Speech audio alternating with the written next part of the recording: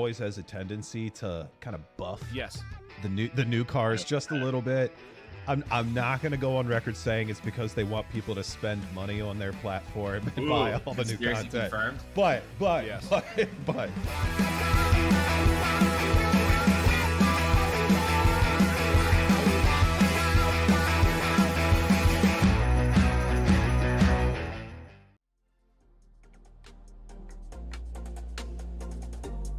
We welcome you all to slow motion for this presentation of the Formula Vee Weekend Warriors Series, and we're about to grab the start in just a few moments' time. It's going to be Megan Overstreet leading them to green with Ladar right alongside. We're waiting for that green flag to come at, and the drivers are now on their way. Some of these drivers may be a little bit more aggressive towards the end of this race, as side by side with Love and DeGas is heading into 5. It's close. It's a bit treacherous on the corner. Rex is just seeing Lynn run wide there, Ron. Down the running order, Love and Brewster, meanwhile, they have been in the tow and they've seen all these drivers try and do their own maneuvers.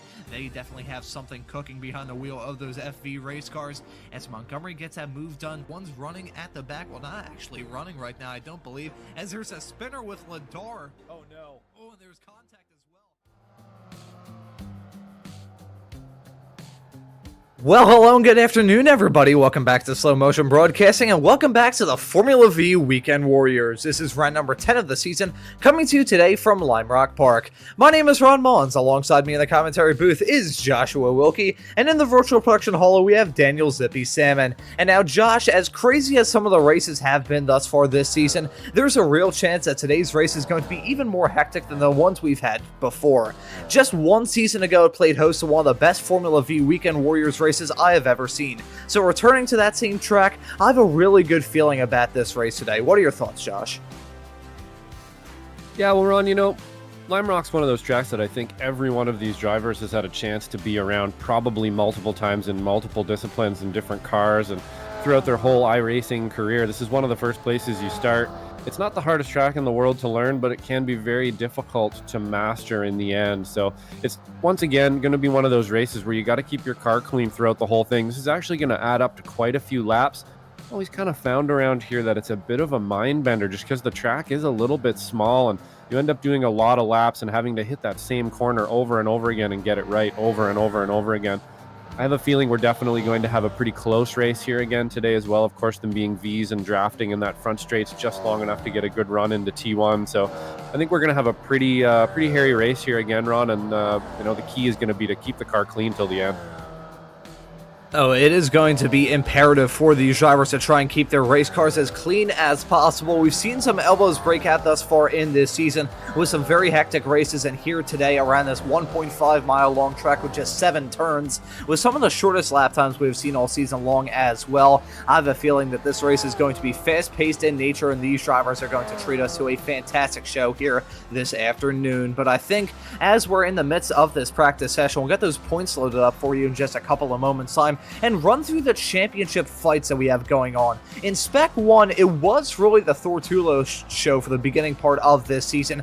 However, things have definitely closed up a lot between himself and Jason Green in P2. Tulo's had some pretty rough races. Indianapolis 1 week ago, and right before that, the race that we had at Zandvoort wasn't a really good one for him either. So Tulo, that gap that he has is now only 40 points. So Thor Tulo really gonna try and hope that this race at Long Beach is going to treat him well.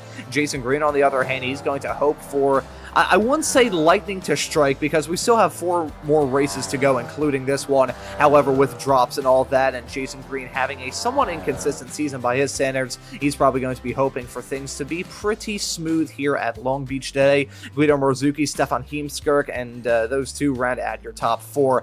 Moving on now to Spec 2, and it's a lot closer here in this category. David Fitzgerald leading it at the moment, 442 points on the board. Only have to go 12 back to Russell Telker in second. Brian Szynski, Andrew Love, and Nick Tulo running at your top 5 in the Spec 2 category, with all of those drivers so close together. Telker and Szynski tied on the points. You have to go just 3 points back to go to Andrew Love in 4th, and Tulo is only 4 points back of Love. So that is incredibly close at the front of Spec 2, but Fitzgerald leading it at the moment with 4 races left to go, though a lot can happen between now and the end of this season. Now, Josh, I feel like it's fitting to ask you about this sort of stuff because you are a Spec 2 driver and kind of talking about the sort of drama that we have in that class, because it is the Spec 2 category always was really incredible because at the moment it's pretty close in that Spec 2 championship fights. Yeah, absolutely. The Spec 2, tends to be pretty close, especially, the first couple rounds here have really had a few different winners and stuff like that. So really cool to see that the Spec 2 guys are nice and close. Wishing it was a little closer in some of the other classes there, Ron. But we won't talk about that today. Definitely looking into a good race here today, and it's going to be a pretty close one up at the front there for sure. It looks like we're having a bit of an issue with SDK, so we'll just reset it real quick here and turn it off and turn it back on and get some WD-40 on it, and we should be back running in no time here. Happens every once in a while, but yeah, it looks like we are just about to get going here, Ron. Yeah, ready to get up and rolling from this qualifying session. Already 1 minute on the clock for this session, which isn't the longest in the world. Only 10 minutes and 4 laps for these drivers to try and get the job done. But around a racetrack like this, a lap can go by just in the blink of an eye. Less than a minute, some of the drivers in the top of the running order in practice set their practice times. So it is a really short ride around this racetrack. Gonna be riding on board with Thortula for a lap around this wonderful facility. Paul Newman called it heaven on earth. Actually, I believe he described VIR that way, but still a wonderful racetrack and historic as well. Tulo running his way through Big Bend of 1 and 2. That's such a tricky section to try and get right. Don't want to touch the grass, otherwise you're going to be in for a world of trouble. The curbs as well, a little bit hard. Can't be said about turn number 3, left-hander through right-hander now. Some very simple names, it must be said. I mentioned Paul Newman. He described VIR as heaven on earth. However, despite that, he has this straightaway, or not so straight straightaway, named after him. Used to be no name, now it is the Paul Newman straightaway. Here's uphill of turn number 5. That used to be the original layout here. That chicane was kind of tacked on here back in the late 2000s, early 2010s to kind of slow these cars up. That's west bend of turn number 6. A real challenging corner now under the bridge, back down the hill, through the downhill bend of turn number 7. Really outside of turn 1 and really just turn 1 and turn 3, and maybe just breathing on that brake pedal a little bit into turn number 5. Most of these drivers going to spend the lap pretty much entirely flat out, so they're going to be bending the floor pan in these race cars, trying to get as much speed as they possibly can as lap times go. On the board with Tulo currently on the provisional pole.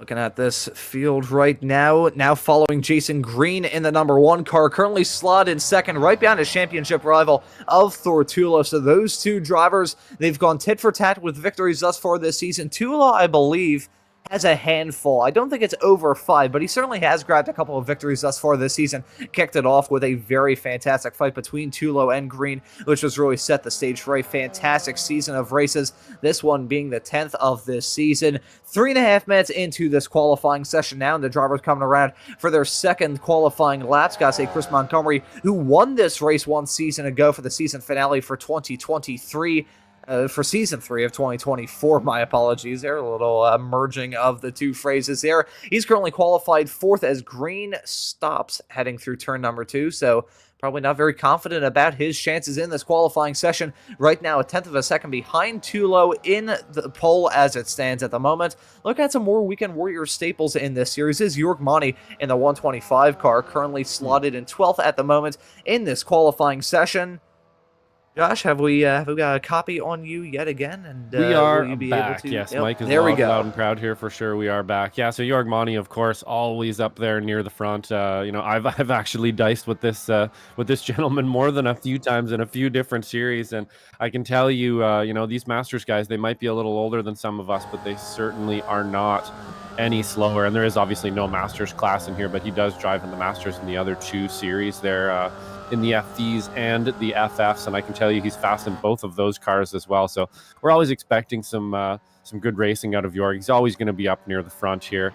Looks like he's out there trying to find some pace at the moment. See if he can't make his way up the board a little bit more. We do actually have a few new drivers here by the looks of it as well. I don't believe I've seen Ethan Orr before, who seems to be punching above his weight here in 10th place as well. We're on looking pretty good for S2, just in front of Russell Telker by about 5,000th of a second. Yeah, so Ethan Orr setting the pace in the Spec 2 category. One driver who set the pace in the Spec 2 category for the previous 2 seasons, who's moved on to Spec 1, is Michele Lynn, the reigning 2-time Spec 2 champion. Moving on for a new challenge here for Spec 1. She's one of the admins here with the Formula Vee Weekend Warriors, and it should be noted that today's broadcast of the Formula Vee Weekend Warriors on Slow Motion Broadcasting is brought to you by Michele. There she is in the 05 car, currently qualified in 17th, now off the back of what happened with the Ray Esports Club Racing League this past Wednesday. All, of course, broadcasted here on Slow Motion Broadcasting. We will refrain from mentioning her any farther outside of her being the sponsor of this broadcast out of fear of jinxing her and having her get a falling anvil dropped on her head. Got a lot of new drivers running in this series. This is Jeffrey Beck in the 138 car, currently qualified in the 24th position. Gotta say one thing as well, Josh, which has been really fascinating to follow all throughout this season, is the wonderful participation that we have had thus far. Lots of different drivers running in this series, some of them Weekend Warriors staples or Ray Esports staples, like Seth Spallman, for instance, but you got drivers like Ethan Orr, Jeffrey Beck, some other racers who have run in the past in this series. Notably, Nate Colasio is currently qualified in front of Seth Spallman, who we're following right now. But a lot of people coming into this series, building up the participation, and that's just increased the quality of the racing tenfold. Yeah, absolutely. You know, that's one of the great things about these leagues here is that the participation is awesome, and the community that once you do get into the racing and stuff with Ray Esports, that the community is just amazing. And you're going to see people kind of roll in and out every once in a while, the Seth Spoolmans and so on. He's in a couple other ones. I'm not sure he's been in an FV race this year, but he's in and out of a few of the series off and on, and always a fast driver. And it's just great to see some new people around here with Ethan Orr, and I believe we have Jeffrey Beck out there, and then Seth Spoolman as well, just showing up for this particular round here. So it's great to be able to jump in and out of a series like this and have some, you know, some welcoming people always welcome you back and be able to jump in and race and stuff like that. So something that I know a lot of people on iRacing search for is a good community. Well, this is definitely one of them. So if you do have a chance to come out and race with us, come and do it. You're more than welcome.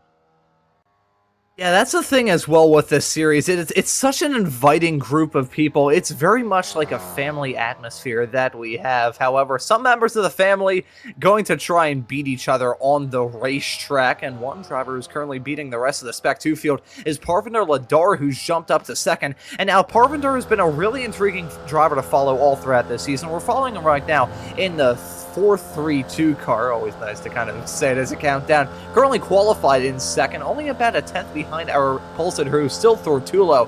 But Ladar, he's been incredibly quick all throughout this season. It was actually Tulo and Ladar who finished 1 and 2 at Oschersleben about a month ago at this point. So Ladar has been incredibly impressive to follow all throughout this season. I'm really curious if his participation was a bit more consistent, where he would find himself in that Spec 2 class fight, because he has been very fast virtually every single race he's showed up to. And in terms of the pace that he's showing here at Lime Rock, he could really put in a word for him moving up to Spec 1, because he is blisteringly fast in that race car right now. Yeah, great livery on Parvinder's car there too. Really like that livery. But yeah, he's going to have to come out there and see if he can't find a little bit more on Tolo here. It doesn't seem like a lot there. That's it's only about a 100th of a second, but 100th of a second in these cars around this track is actually quite a bit. This track is tiny. Now, every little corner is going to matter, and he's coming up on a section right here that matters somewhat the most. You got to get through this last section here just right, and this back pull on to the straight just through here, just touching that inside, not coming out too wide, so enough that you touch the grass and lose some time. And then this last corner right here, you have to get just right. You want to pull as much momentum as you possibly can through it. We're going to see if Parvinder can't pull out a little bit more for the Spec 2 guys here. Coming across the line right about now, and we'll see if he improves, and he does improve. Oh, no, he does not improve. Sorry, actually, not by quite a bit. So it is definitely a little bit difficult to find time right at the top of the field like that. Tolo definitely put a smoker in today. Yeah, Tulo with a frustratingly quick lap time to some of his competitors, but I gotta say, Ladar does have one more shot. 4 laps allowed for these drivers. He's on his 4th lap right now, but I gotta say, not sure if he's going to have enough time with only 20 seconds left on the clock. That's part of the reason why he's now stopped it after not setting a good first sector time. Ladar going to pull into the pits. Still a pretty impressive result, you gotta say. Qualified in P2. We'll briefly mention this. SMB's very own Adam Thompson, currently slotted in 9th. So that'll be pretty cool to see him back out on the racetrack. I'm curious if he's going to be on the racetrack for the other Weekend Warriors races that we're going to have this upcoming weekend with the Formula Fords and the Spec Racer Fords. Not going to be on those broadcasts. I really wish, because those series are always incredibly exciting, much like this Formula Vee series. Gonna get that starting grid loaded up for you. Here's Too Late to Look with the back end of the starting grid. Here's the front end of the starting grid. Tulo going to be grabbing the pole in the number 90 car at a 1 minute point. It's very odd to say a 1 minute 0.6 lap time. A little bit slower than some of the lap times we saw in the practice session earlier, but Tulo still setting the pace. Parvinder Lador going to join him on the front row. Jason Green going to be starting in 3rd. Simon Mayer in 4th. Guido Marzucchi going to be starting this race from the 5th position. The Italian behind the wheel, the number 19 car, going to be joined on that 3rd row by Chris Montgomery. Stefan Heemskirk, who we've seen be very dicey all throughout this season. He has a pace to win, but he hasn't really gotten the job done yet because of some inconsistency and occasionally getting lost in the sauce, so to speak, in some of the fights that he's been involved in. But Heemskirk going to be starting this race here at Lime Rock in 7th. Alan Degas is going to join him on that 4th row. SMB's very own Adam Thompson in 9th. Jason Perry going to round out your top 10. Jim Brewster, another series admin, going to be starting this race in 11th. Next to Ethan Orr, the 2nd place starter in the Spec 2 category, the 12th place starter overall. And looking right now, P13 going to be Russell Tucker, York Monty in 14th, Nate Cleo Cotlesio, as we like to call him, after the Indianapolis race 1 week ago. He's going to be starting in 15th. Andrew Love going to be starting at P16. David Fitzgerald in 17th. Seth Spolman in 18th. Michele Lynn, the sponsor of today's broadcast, going to be starting at 19th. And Travis Rail going to round out your top 20. Yeah, and then we have Brian Straczynski in 21st. His brother, I believe. Brother? Yep, must be his brother, right? Dan Straczynski in 22nd place. We got Hank Milley in 23rd. Wayne Buttermore in 24th. And we're going to need another page there so we can get to the next guys. Yep, and we've got Jeffrey Beck, Ken Pullen, Grider in 27th. Laturo in 28th. Picon in 29th. Kettle in 30th. Tulo in 31st, Burke in 32nd, Rapules in 33rd, and Conan 34th to round out the back of the field, and just made it to the start here. A lot of smoke in the air, like a nice clear morning in Beijing, China, but the green flag's out and the drivers are on their way. They're already fanning out 3 and 4 wide, heading down the start-finish straightaway. Not a good start for Parvinder Ladar. He's going to be slipping in as Tulo sets a pace, leading them comfortably, heading down into turn number 1. Ladar involved in a fight. Green's starting to dice it as well. He needs to grab a win. He needs to try and eat away at that gap to himself and through Tulo. He really needs to have a good result here at Lime Rock Park. Looking at Chris Montgomery running in the 5th position. He's already made up 1 spot. DeGas is up 1 position as well. Perry up 2. Lots of drivers already making hay while the sun is shining. Ken Poole down in 19th. He's already made up 7 spots from where he started in this race, but as they head their way through turn number 5 for the first time, it's Tulo over the Spec 2 leader of Ladar, over Green, Mayer, and Montgomery, rounding out your top 5. Coming around turn number 6 is such a tricky corner. Perry going to get very flirtatious with that grass on the outside. You also got Storm Drain there as well, which will hit these drivers like a claymore, but Perry going to be leading them, leading that small little pack between 8th and 10th coming out of the start-finish straightaway. Leading the pack overall, though, is going to be Tulo. Leading the first lap, Green and Mayer going to start to get a little bit racy as Green goes for a move on Ladar, heading down into turn number 1 and 2, and Green gets it done successfully. Well, we've had a pretty clean lap or two here, maybe a little bit early there. Looks like maybe that was Telker, I believe, who went a little sideways in the background there. Looks like he's rejoining, no problem, though, so not going to have any worries there. But we are nose to tail all the way through the field here for sure, and I expect it's going to be pretty much like this through the whole race, Ron. We've got a pretty tight track here. It's not easy to pass. There's really only one section kind of coming down the straight into T1 that's going to be your best place to make a pass. The rest of them are going to be, pretty risky, to be totally honest, so let's see how it plays out here. I have a feeling we're going to be pretty nose to tail throughout here. Some of these drivers certainly going to risk it for the biscuit or risk it for the Triscuit if you're feeling the low-calorie option. But looking at that, Green maybe got to try and get a move done on Tulo. Heading down the start-finish straightaway, he's got some help from Mayer right behind. Simon Mayer is getting really, really racy right now. Look at Montgomery trying to follow through to move up into 4th, getting a move done on Parvinder Ladar. Look at that, though. Green slipping his way up into the lead. Tulo slipping in behind him, P2. Mayer now feeling really racy with Montgomery. It looks like Montgomery's going to clear him. heading down into turn number 3. This field still pretty close with a top 11 covered by about 2 seconds. You could call it the top 10 as they head their way through the mid-sector. Thompson now running in 10th, rounding at your top 10 in the process, but Montgomery here riding on board with right now. He won as a Spec 2 driver overall in a fantastic finish with himself and the Spec 1 champion, who I don't believe is joining us here today, that being Jesus Rodriguez. Those two drivers gave us a fantastic show for the season finale for Season 3 of 2024. So Montgomery, he's shown that he's very fast around this racetrack, certainly proving it right now, slotted in 3rd for the time being. However, with some side-by-side racing, he may very well find himself in the lead by the end of this straightaway. Certainly Tulo going to try and grab the lead on green side-by-side. Tulo going to clear him. Montgomery feeling racing on that inside line, wheeling that number 33 car, looking to follow Tulo through, and he gets it done. Nice and clean race in there for sure. Usually when you get shuffled out to the side like that, you're just going to lose a little bit of time, but sometimes you do it just so you can kind of bleed off a little bit of speed, or even kind of confuse the person behind you, or maybe even in front of you actually, and just kind of pull out for a second, have a little look, and then tuck back in. It looks like we're too wide in the back. Nope, not quite. Yep, so we're still nose to tail here. Nice and close to each other all the way through. What's that? Probably the top, I think the top 13 drivers down to 14th are only 3 seconds, which is pretty much nose to tail. So pretty cool stuff. Andrew Love pulling up the rear here, and we always know Andrew Love. He's going to wait. He's going to hover in the back here a little bit and wait for his right moment to strike, as we've seen him do so well so many times.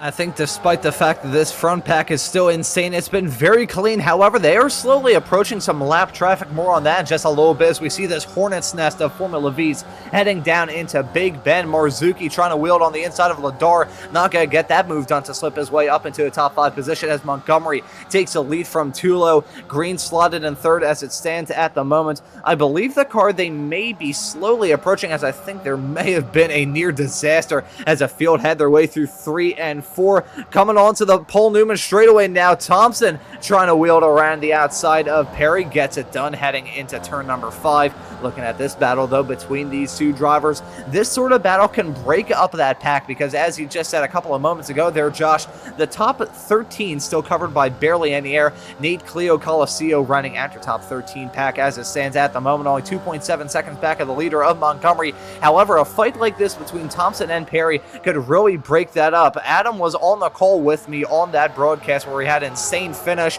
so he knows more than anybody else. But looking at these drivers, 3 wide, hang down the start-finish straightaway, and that's a spinner. That's Ladar going off the track. He got a tap. There's no way that he went off the track in that odd of a fashion without a little bit of a love tap. So let's see Ladar rejoining the racetrack, now running well outside the top 15. And here's a replay to see what happened to Ladar in that 432 car, heading his way into turn number 1. Was running in 5th. I think he got some contact before there because I can see that car getting jacked up. Yeah, who was that? Was that possibly, DeGassis? I think it was.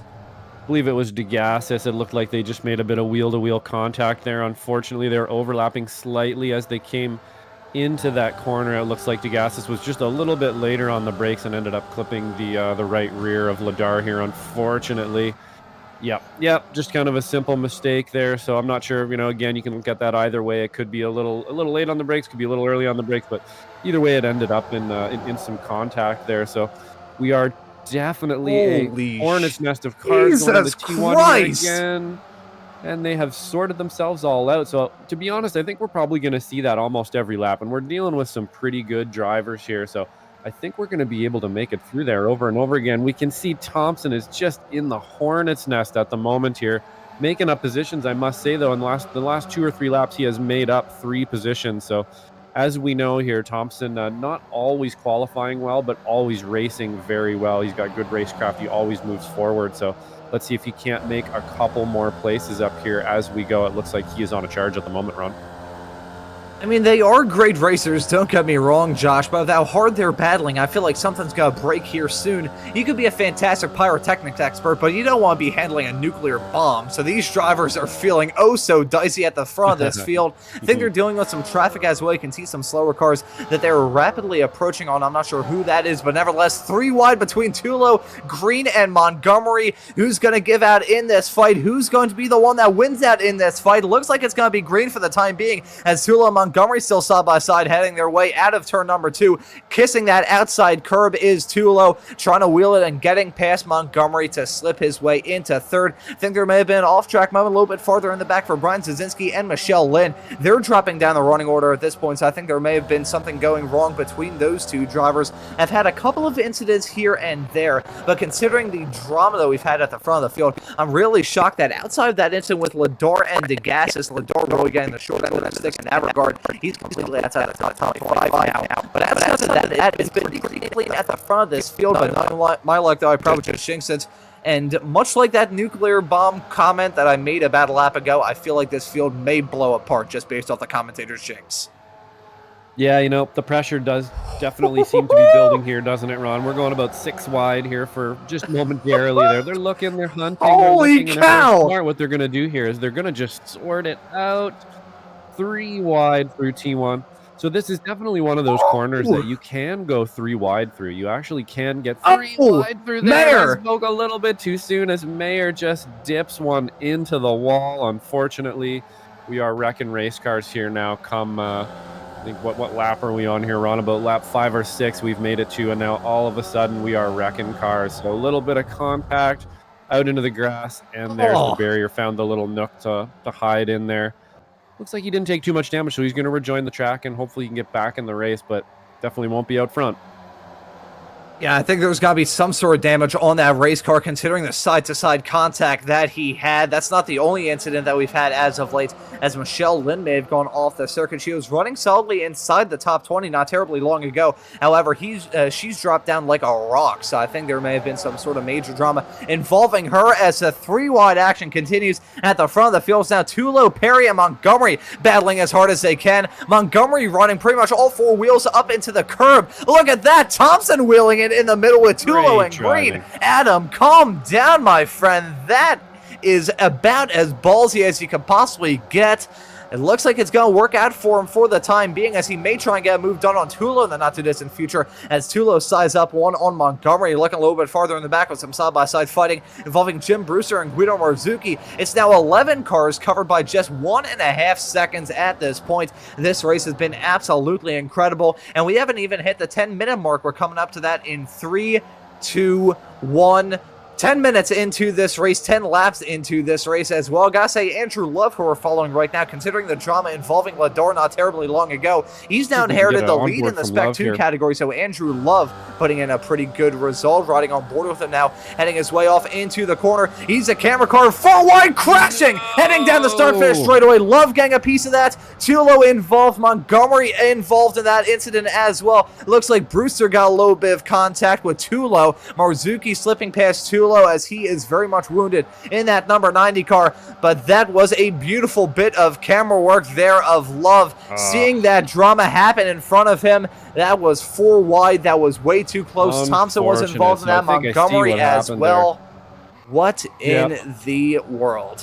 They just did not leave room for Thompson going up the middle there for sure. He went up the middle, which isn't always the most, isn't always the best choice of action, but the 2 cars just didn't leave him room. You had Montgomery, and I'm not sure who it was on the left side there, and they just kind of converged on Thompson, made a little touch, and then unfortunately that was it. I kind of felt that one coming. I was asking to look from Andrew Love's cockpit because I just had a feeling it was coming here into T1, that we were going to have a bit of a schmozzle there, and sure enough, it did. Oh, and you could see that. Goodness. The fact that Andrew Love got away from that incident. The fact he got away with that incident without any sort of damage is an absolute goddamn miracle for the driver of the 544 car, because he was...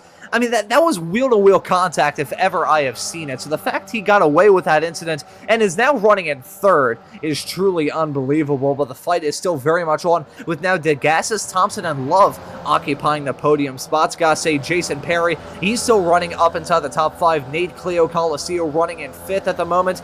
Green involved in this fight as well. Looking like it's gonna be pretty good for Jason Green, at least in terms of the points, considering the drama with Tulo. He's very much had to come into the pits. Thompson, though, trying to get a move done through the final corner. That's not a smart move, I don't feel, because one of these drivers is going to get dragged down like they're dragging a parachute. Looking at this, though, they're going to be 5 wide. Oh, my God, drivers. Do you fear no death? Perry getting the move done. Coliseo slipping through as well in the Chiquita Banana car. Looking at Perry in the middle of that. Thompson and DeGassis now battling hard. They were battling for the lead. Now they're battling for fourth. But looking at that, that was slick from Nate Cleo Coliseo to slip through Banana car. Thankfully for him, he didn't slip on a banana peel, but he slipped by and tried his way to grab the lead. Got second, though. However, he still finds himself in a very good spot. Yeah, Banana car makes its way through, slips its way through, no pun intended. Yeah, Andrew Love, right? He's always there. He's just always there. I like to use him as a camera car, is why I mentioned it in the beginning, because I know he's not going to get caught up in that stuff. He kind of just waits around. He's in the back. He's just ready to pounce. And sure enough, it kicked off in front of him. Adam made it through that as well. If I was Adam Thompson right now, I would A, be counting my lucky stars, and B, be trying to be as clean as I can. He just gained some positions. He's up in second, or he's going to be probably second, maybe even first by the end of this corner through the middle. Looks like he's going to be able to clear everybody here into T1. So if I was Adam Thompson right now, I would be trying to be as clean as I possibly can. He's made a bunch of gains up. He's leading the race. All you got to do is try to make it to the end at this stage. Unfortunately for Adam, Nevada doesn't have a state lottery, but if they did, I would ask him to go out and buy a lottery ticket, because the fact that he got away from all of that chaos heading off into turn number 1 is truly unbelievable. Looking at that fight, though, a little bit farther in the back, you can see Michael Latarullo involved in that in the 826 car, currently running in the 17th position. This is essentially all Spec 2 drivers, as leading it is Russell Telker. They've got Beck in 15th, Ethan Orr in 16th, Michael Latarullo, who are following still in 17th. Then you've got Buttermore and Javier Rapules rounding at this pack that we see right now. Coming up to the halfway mark, slowly but surely, with about 45 seconds left until we hit that halfway mark. So looking at battles still up and down this grid. Lots of these drivers covered by barely any air. Gotta say, though, guys, see a side-by-side fight go on here involving Telker and Beck. Now look at Latarullo involved in that. Actually, no, that's Ethan Orr making a 3-wide hang down the start-finish straightaway off into turn number 1. Looks like Orr is going to get that move done.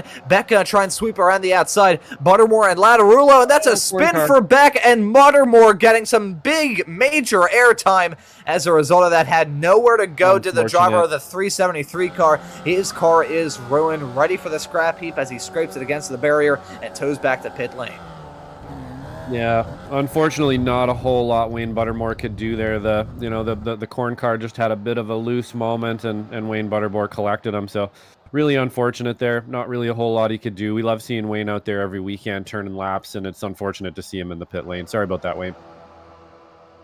Yeah, I feel like we have to issue an apology for him. The fact that we were saying that he was putting together a good race and then he gets struck by a falling anvil with that spinning car right in front of him. 3 wide now, back at the front of the field. Make that 2 wide as they head off into turn number 1. Perry on the inside of Thompson. Love wheeling it around the outside of Coliseo. Look at DeGassis and Heemskirk involved in this fight as well. Stefan Heemskirk, worst time to get the hiccups for me, but Stefan Heemskirk now getting involved in this fight.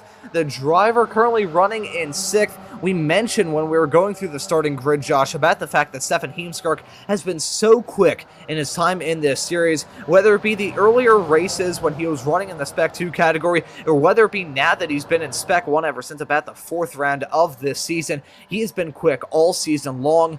But at this point in time, he is still yet to grab a victory overall, but I think this may be a good opportunity for him, finding himself in 6th, 7/10 of a second back. He's usually the most aggressive racer in this series, or one of the most aggressive racers in this series, I should say, but if he can just keep his car clean, he can find himself in a very good position. Even if he can keep his car clean at the moment, he'd find himself in a great spot. They're back 3 wide at the front of the field. Perry, Love, and Thompson battling into turn number 1. Love on that inside line. Look at Cleo Coliseo trying to follow through with DeGassis involved in that fight as well. Love and Perry battling for the lead. Thompson involved in that still. He's now got a side-by-side fight on his hands with Nate Coliseo and himself. But I think, honestly, Stefan Heemskirk finds himself in a really good spot. Yeah, absolutely. There's some good points there about Heemskirk for sure. He's made his way up through the pack here. He's definitely in the fight now. I should mention as well here, in the last 3 laps, we have changed leader, I believe, 3 times. So it's gone from Thompson to Perry, back to Thompson, and now back to Perry. So we're just kind of flipping back and forth down the straightaway. What we need to do here and what they need to start thinking about is just be as clean as possible. All you have to do is be here at the end of this race, and anybody from basically 1 till 9th place can take this at the end. Any one of these guys will be able to take this race by the end of the race if they can just stay in it. And we're going 4 wide again. And every time you do this, the percentage goes down and down and down that you're going to make it to the end of the race. But they've been able to hold it together pretty much every lap so far. So we're looking pretty good here, Ron. Some of the noises that have escaped my mouth during this broadcast are absolutely unbelievable. Sounds like I'm repeatedly sitting down on a cold toilet seat, but that's really the best way I could describe this racing. It is uncomfortable from our perspective in the commentary booth. Seeing these drivers battle as hard as they can, gotta say, Nate Coliseo ran very wide coming out of turn number 4, just caught him in the corner of my eye, running off into the dirt. We see Seth Spallman dropping down, losing speed in the 245 car, now running in lucky number 13th as it stands at the moment. Got a big gap to this fight with Telker, Ora, and Latarulo involved in that. I believe Javier Rapules is also just barely involved in this fight, about 0.4 of a second back of Latarulo, running in the 16th spot right now. The battles up and down this grid, but the one at the front is the one we're keeping our eyes on. Look at this. Perry on the inside line, Coliseo in the middle. Look at Heemskerk making a 3 wide a little bit farther behind as Thompson and Perry break away and continue to go side by side. Love nearly running off into the dirt heading through Big Bend. Very lucky to keep that car going in a straight line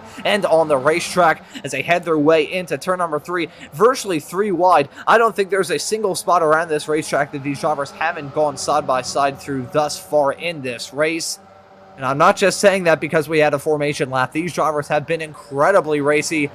But as I said before we had that incident involving Tula and Montgomery and a few others, I have a feeling that the pack may blow apart as we take a look at another battle. This one involving Latarulo that may have ended in disaster.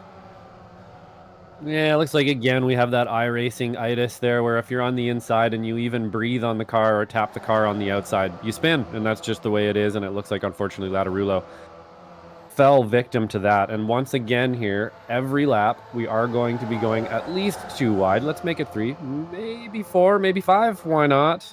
Into T1, and it looks like we're going to make it through here clean one more time. So once again, we have flipped leaders. We got Coliseo up front. We have DeGassis in second, Perry in third, and now Thompson in fourth. So you can see that draft working from about first to fourth almost every single lap. It's just basically flipping the order every time, depending on how you can jockey your way to the front. And I have a feeling that's what's going to happen to the end. And the person that does it the cleanest and does it the smartest and finishes the race is going to win. At least that's my prediction. I think at this point in time, Josh, the driver who's going to be the most patient in this race is maybe going to be the one that sneaks away with the victory. Can't even rule out these drivers. This is a pack that we're following right now involving Fitzgerald, Dan Szynski, Ken Poulin, and Seth Spallman involved in this battle. So these drivers running either just barely inside the top 10 in the case of Fitzgerald, or outside the top 10 for the other 3 drivers involved. They're slowly reeling in this pack. It's deja vu to what we saw the last time this Formula Vee Weekend Warrior Series ran at this racetrack, because the drivers up towards the front are battling oh so hard that they're losing track of what they're really setting themselves up for in this race.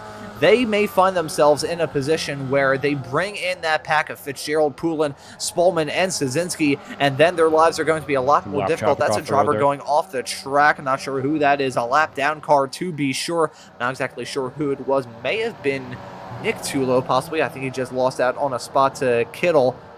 Not entirely sure who that car was, though, but nevertheless, looking at this fight with Perry, Coliseo, DeGassis, Thompson, Heemskerk, Love, Brewster, Green, and Marzuki. Always funny with these Formula Vee Weekend Warriors races. You'd usually say, oh yeah, you got a major fight going on. It's either between 2 cars, 3 cars, or occasionally 4. Not in the case of the Weekend Warriors. It's always about like a 5, 6, or even a 10-car fight. We got a 9-car fight in this battle right now. Looking at 3 wide, heading down into turn number 1. Perry leading it for the time being. However, he's got DeGassis and Coliseo on the inside line. I gotta say, as DeGassis grabs the lead from Perry as he runs wide and deep, heading off into Big Bend. Ooh, actually, Perry trying to fight back on the inside, heading off into turn number 3. Gotta say, Josh, I'm a little uneasy about DeGassis. He had that contact early on in the race with Ladar, but these drivers are feeling risky. That was contact heading into turn number 4 for sure. Yep, definitely. They're getting some elbows out there. I saw a bit of, hey, don't touch me there as well, coming back from Thompson as well. It looks like he kind of made a bit of room for himself, which is totally normal. When somebody gets a little close like that, you don't want to actually make a move towards them or anything in reaction, but you do want to let them know that you know they're there and that you don't want them to be there necessarily. telegraphing things to the drivers around you is very important, obviously, in this racing. And once again, I believe that we have our 4th leader of the race here in Alan Degassis. So between Degassis, Perry, Thompson, and Coliseo, we have changed leaders 4 times in about 6 laps here. And it looks like we're about to do it again, going 4 wide as Perry kind of backs out of it there. And we are going to get Thompson up front, and who's that? Coliseo on the inside. Yeah, well done. Cleaning it up into T1 once again, and I think we're just going to keep doing this every lap. Yeah, it's going to be that game of leapfrog. It's really a 100-mile-an-hour game of leapfrog, regardless of what kind of racetrack these drivers are running at in the Formula Vee Weekend Warriors Series, because you've got this battling all throughout, and it's getting really intense. Gotta say, the intensity is set to crank up a little bit more, as that gap between Morzuki running in 9th at the tail end of that front pack, and that pack involving Poulin, Fitzgerald, Spallman, and Szynski, that gap is gone. It is now very much so a 13-car fight at the front of this field, which is just absolute insanity in these races. Lots of drivers running up towards the front have made up a lot of spots as well. Poulin up 16 spots. Coliseo now up 14 as he's taking the lead very briefly as Degassis gets back by him. So this fight is still very much continuing on all throughout this field. Looking at a fight involving Telker and Orr heading down the start-finish straightaway, but here's the battle for the lead. Degassis now claiming it over Coliseo in 2nd. Thompson, Perry, and Love rounding out your top 5 as it stands at the moment. And now, Josh, I feel like you may be a little bit biased in this regard since you are a Spec 2 driver in the Formula Ford and Spec Racer Ford series. So you may be rooting for some of your other Spec 2 competitors in that series, a driver like Andrew Love, for instance. But I feel like if a driver is going to win this race overall, it's maybe going to be a driver like Love. We saw it earlier on, and he kind of alluded to it, the fact that Love always seems to avoid those falling anvils as if he has a tungsten and lead-made umbrella over his head.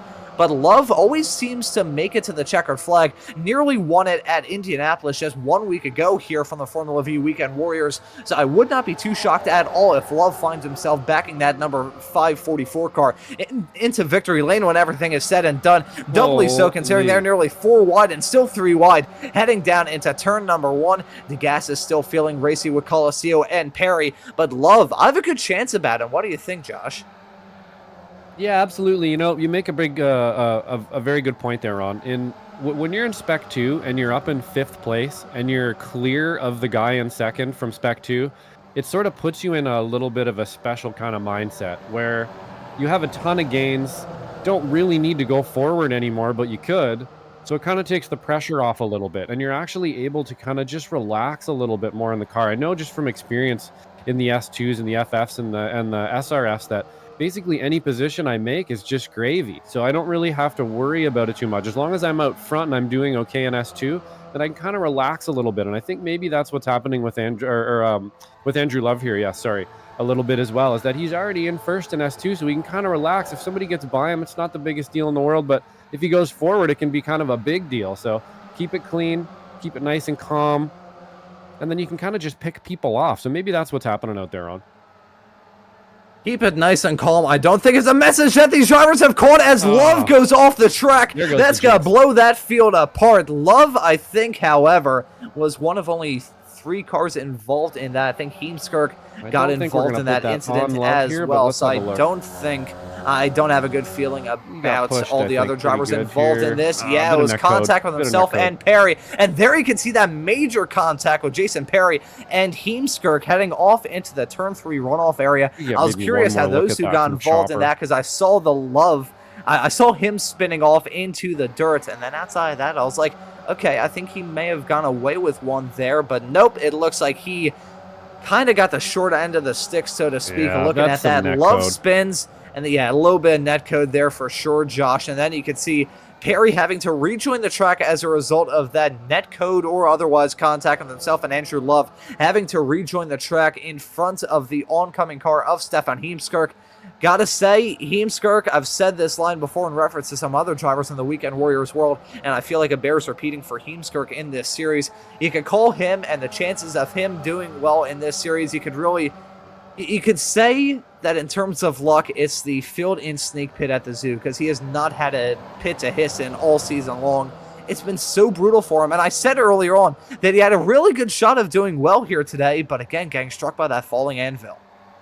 So unfortunate, and obviously, you know, the commentator's curse again just mentioned, you know, that he's clean and he's probably, you know, he's thinking about being, you know, not having to worry about it too much, and then boom, falling anvil. Nah, the netcode took him out there, so really didn't look like it was any fault of Andrew's, unfortunately. Really not Perry's either. It looks like on his screen he probably had a bit of a gap there and he just didn't have it, so unfortunately they made contact and Andrew lost out on that one, but that's part of racing, and we'll keep moving forward here. Hopefully he can pick up some positions.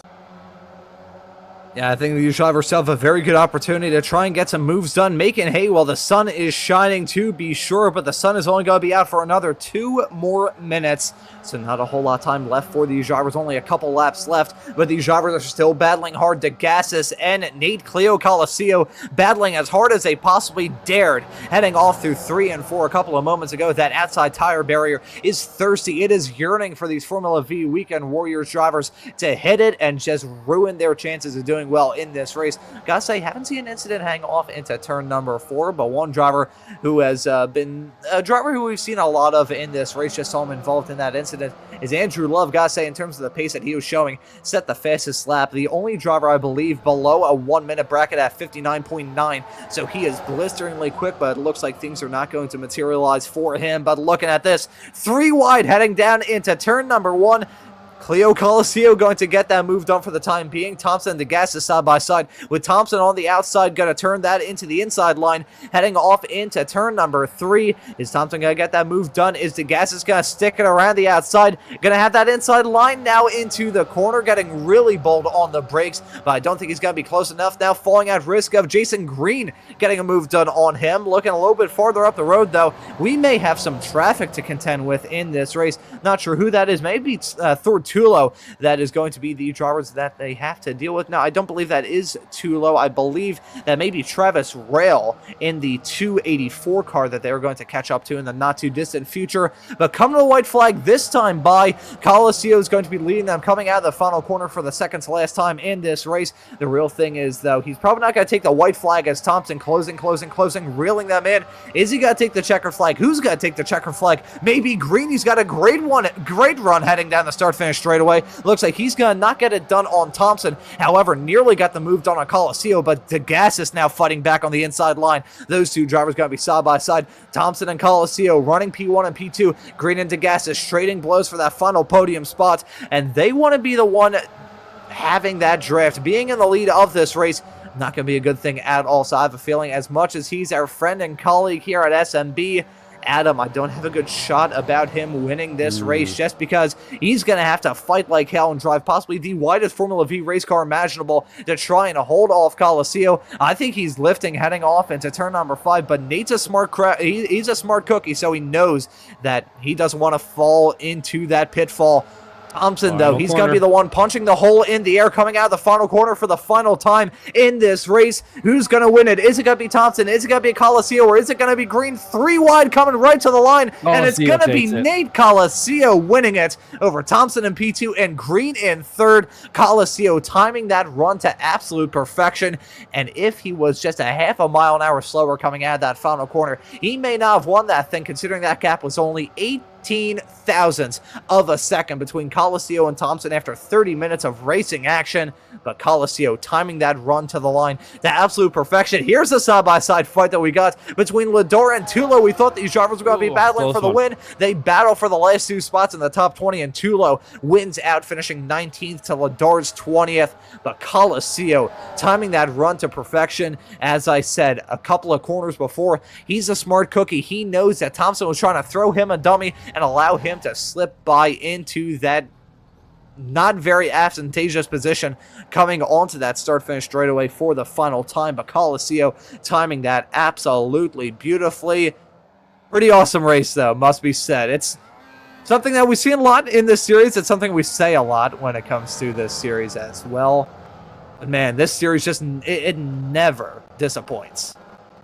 Yeah, that was, again, fantastic. I'm pretty sure we went 3, 4, 5, maybe even 6 wide into T1, basically every lap. And those guys up at the front there, on the green, the gas us so well to finish it off to the end here. And we're going to get a bit of a burn down moment. Oh, we ballparked a few cars there for sure. So when you hit the wall hard enough in this game, you basically just get ballparked into the shadow realm. And I think that's what just happened there to those guys. But to be back on the race there, we definitely had a few guys up front there just jockeying back and forth the entire race. And for them to finish so close to the end and all three of them together, just a fantastic race at the end of the day. And we have a pile of junked race cars here. Who hit the jump? Who in the hell was that? That may have been Jason Grider that just got sent up into lower orbit. Holy Jesus, Lord of what in the world? I am at a loss for words. Here's Jason Grider getting his view from on board that race car, looking into the fiery depths of hell. He finished in 26th. Oh, it looks like we have shadow realmed the cameras here. This happened to me last week as well. So if we just hold on here, it will come back. You can try changing a few cameras. For me, it wouldn't work. It didn't come back. But if you just leave it for a minute, it should come back. iRacing will sort itself. This happens every once in a while, like I was saying before there, when you're actually ripping around and you can get the camera actually sort of underneath the mesh of the game. And then you're sort of shadow around the cameras, and it's going to take a minute. Hopefully we can actually get the picture back here, but it looks like perhaps it will sort itself out. But even if it doesn't here, we can probably get along to some interviews if we have a couple people waiting in the waiting room here, I think, Ron. Well, as we look off into the milky blackness of space, considering that Jason Grider hit that barrier with such velocity, I'm pretty sure he achieved escape velocity to go off into Never Never Land, maybe strike the moon. So if we see the moon slowly hove in view, a small little white dot appearing on your screen, you know what happened there. That or it's the SMB logo. My glasses are just really bad out of prescription. But nevertheless, here's the race results here from the 10th race of this season. That's Nate Coliseo taking that checkered flag over Adam Thompson in P2. Jason Green was only 100th of a second behind him when everything was said and done. Picture's back. We're back to normal, seeing the wonderful sights around Lime Rock Park.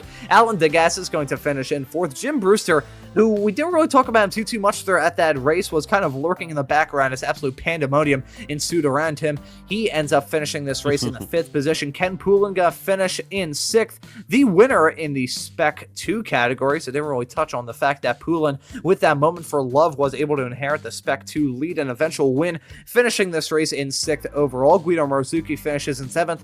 David Fitzgerald in 8th. Seth Spolman in 9th. Dan Szynski running after top 10. Then we have Andrew Love, who had a really good shot to finish this race in 1st. Instead, he finishes 10 places back in 11th. Ethan Orr going to finish in 12th. Russell Telker in 13th. Javier Rapules, who had a pretty good drive in his own regard, finishing this race in 14th. Stefan Heemskirk, who got involved in that drama with himself and Jason Perry heading off into turn number 3 in the later stages. He finishes in 15th. Brian Szynski in 16th. Michael Lattarulo in 17th. Jason Perry, who I just mentioned a couple of moments ago in the number 97 car, going to finish this race in P18. Running after top 20 is going to be Thor Tulo and Parvinder Ladar. Yeah, unfortunately, Parvinder Ladar getting kind of shuffled back, as well as Jason Perry there fighting really hard up at the front for a little while. But we'll continue moving on here with Kyle Burke in 21st. Michele Lynn, unfortunately, again, getting a bit of a falling anvil. I don't really think we saw exactly how she ended up back here, but she was a little farther forward at the beginning. Nick Tolo in 23rd, Jorg Manny in 24th, Gary Kettle in 25th, Jason Grider in 26th, Mario Pacon in 27th, Jeffrey Beck in 28th. And then we have Simon Mayer, Wayne Buttermore, Travis Rail, Hank Millake, Chris Montgomery, and Mark Cohn rounding out the back of the field there with some folks who did not finish the race in the last two.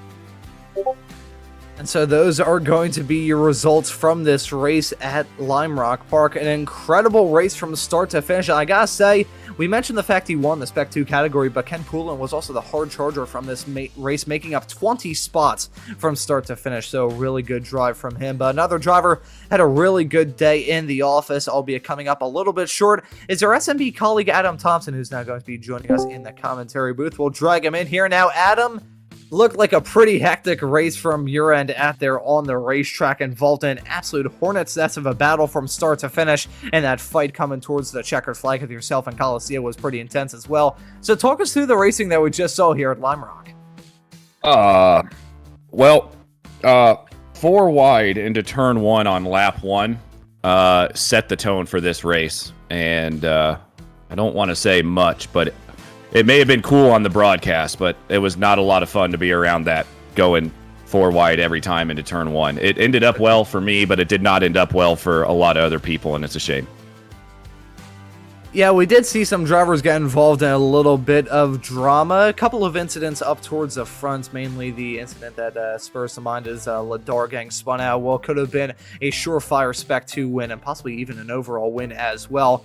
But around a racetrack like this, I mean, Adam, the last time that this series ran around here, you were with us on the broadcast. So you know the drama that we have with these cars around this racetrack. So comparing it to last season, would you say it kind of got cranked up a little bit here for this season? Or do you think it's a little bit more toned down compared to last season where we had the cars wrecking coming across the line?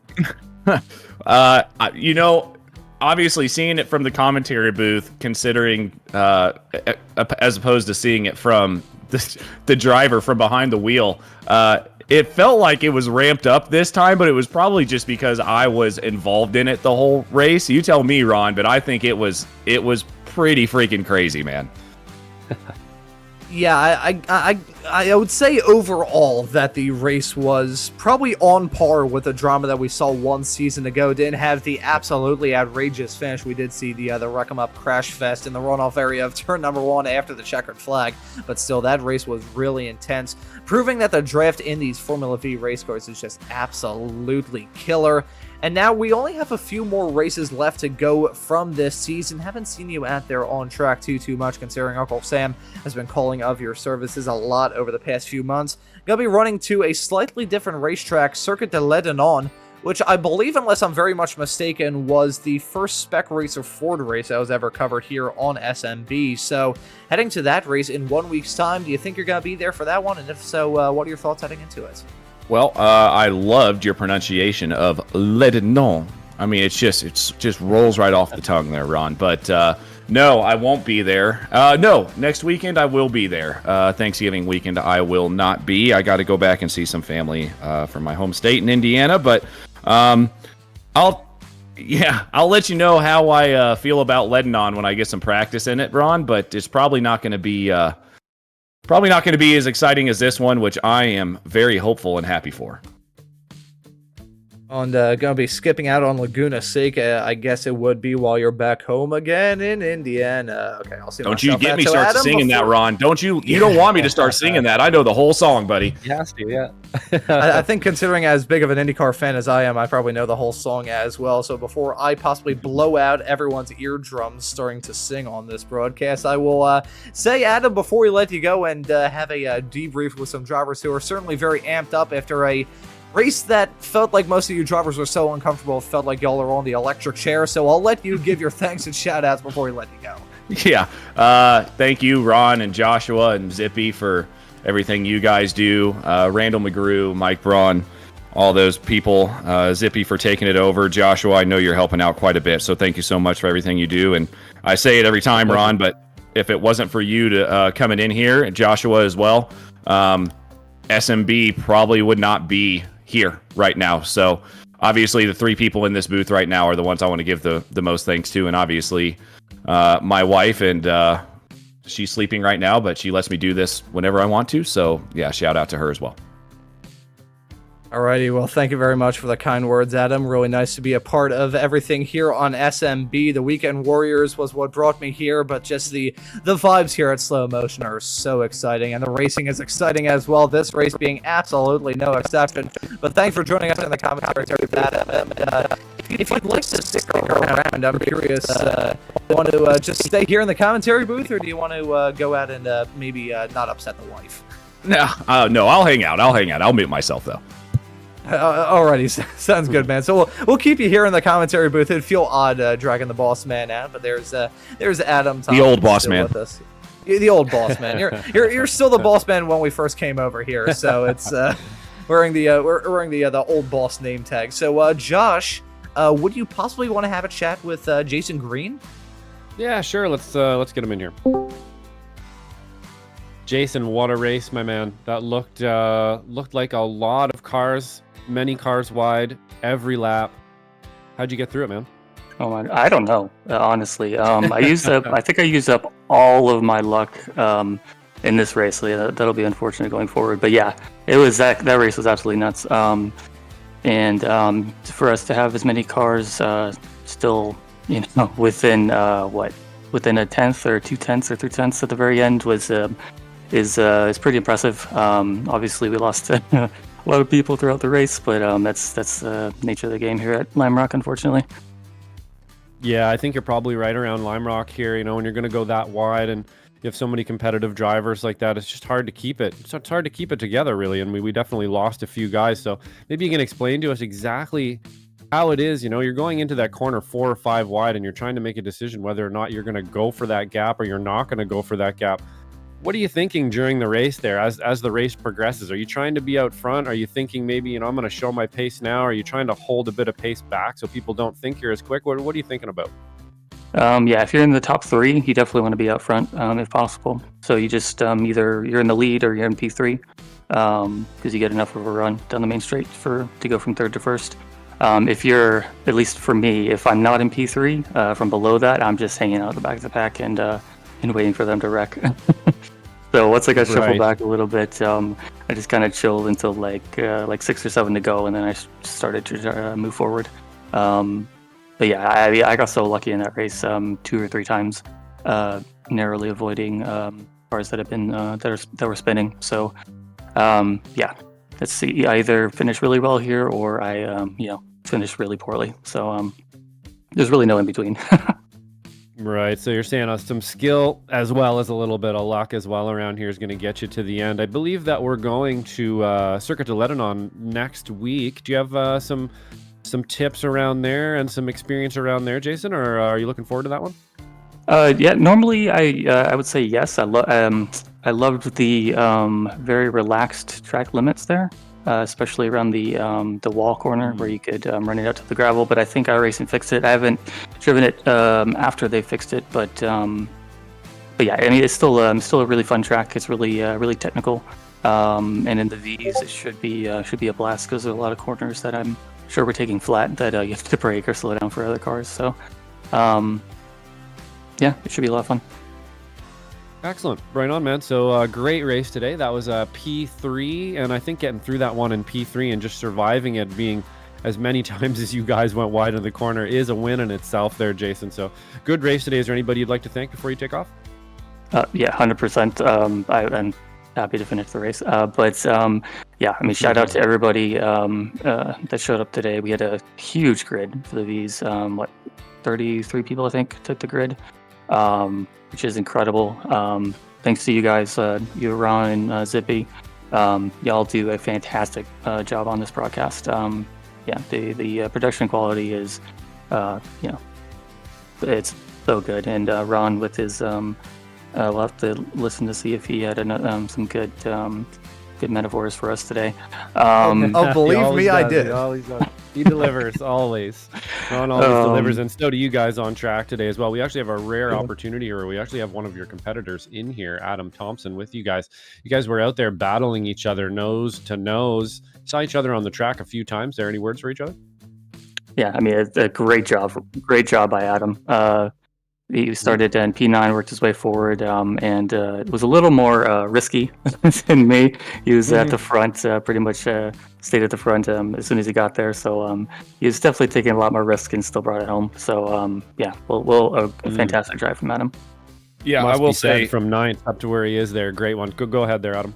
I will say I forgot to mention is being back there in 9th place is not where you wanted to be. You didn't know what was going on. So when I got to the front, I decided to stay there. And obviously, it's always fun running around Jason. And real quick, before you let us go, I just wanted to mention the Racing Line guys. Tuesday night, make sure to tune in and watch me and Jason and good old Stevie Ray talk about the Weekend Warriors races over the weekend.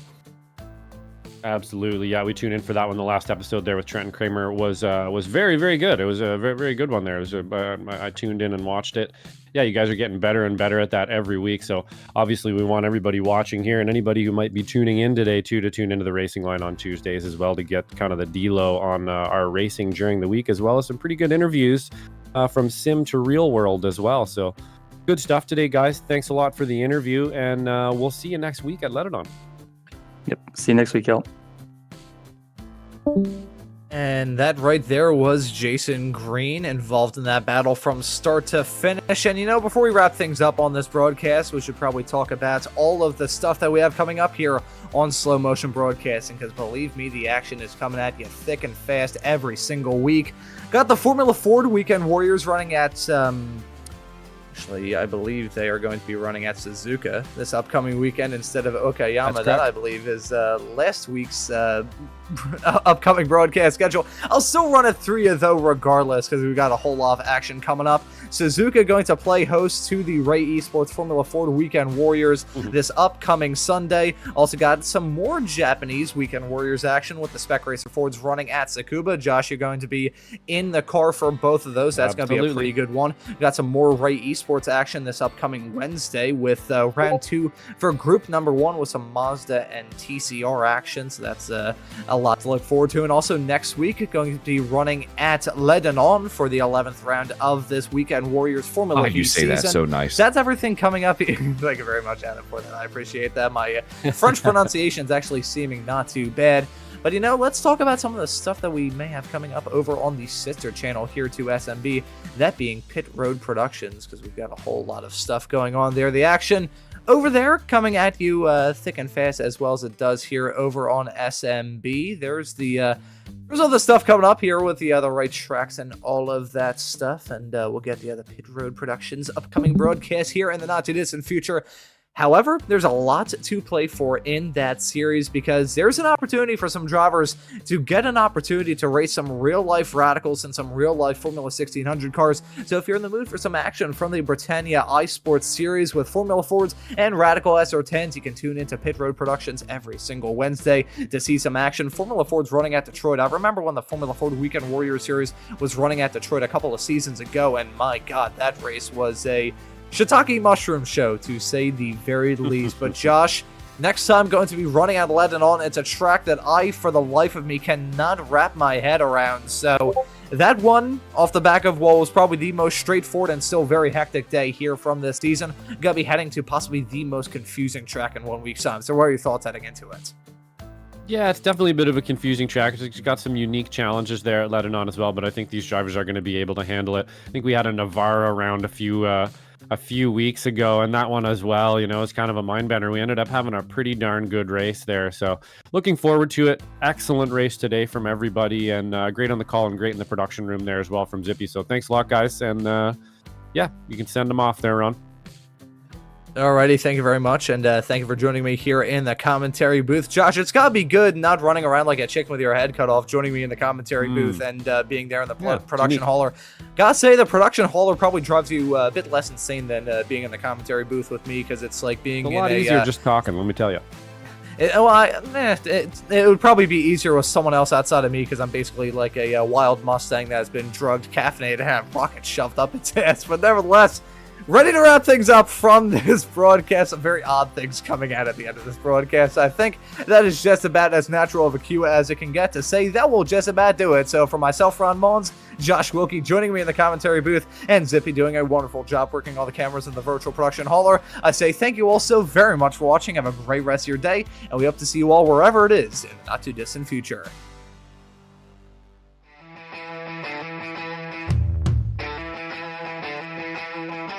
I see a Budweiser. Go ahead and hold it up. Yes. That was the biggest clue. Yes, right Doing there. it for Dale. Man, it's so many gimmicks, right? I feel like they're making it a lot more complicated than it needs to be. I mean, a lot of people, you get polarizing opinions on DRS. I know you guys know exactly what I'm talking about here, but sometimes the effort, it's all about the boys. Like, hey, It is. life sucks sometimes. And we need Yes. the boys. iRacing kind of always has a tendency to kind of buff Yes. the new cars just a little bit. I'm not going to go on record saying it's because they want people to spend money on their platform and buy all the new Conspiracy content. confirmed. But Yes. but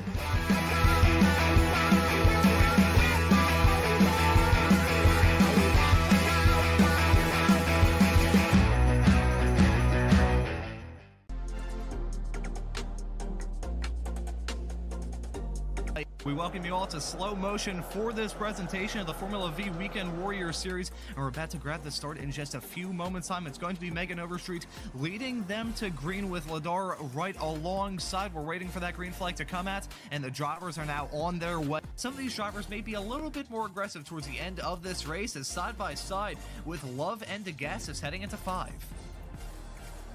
Oh, it's close. It's a bit treacherous on the corner. Rex is just seeing Lynn run wide there, Ron.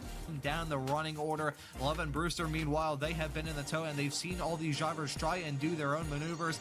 They definitely have something cooking behind the wheel of those FV race cars. As Montgomery gets that move done, one's running at the back. Well, not actually running right now, I don't believe, as there's a spinner with Ladar. Oh no. Oh, and there's contact as well.